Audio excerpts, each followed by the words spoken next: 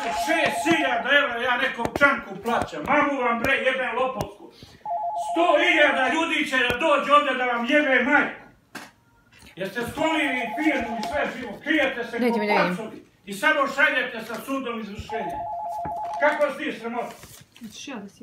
Ja ću pozvati ovaj narod. Ovu zemlju ste sjebali s Vučićem preko izvršenja. Jel razumete? Dobar dan. Slučajno da mi pošaljete izvršenje još jednom da mi blokirate račun. Bilo koji bez rešenja prava i bez sudskog procesa. Hvala najviše. Sram vas bilo. I pika i ova lopuža u sudu što je otišao u penziju, a njegova kurva raspadnuta tamo na predsjednicu. Jebem li vam mater bre u pičku, nijedno suđenje nije bilo, samo izvršenja. 100.000 evra sam platio izvršenja da doradim.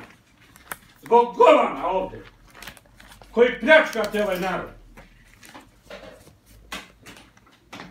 A ovoj drolji da kažete da ja jednom ću da je nađem ovdje.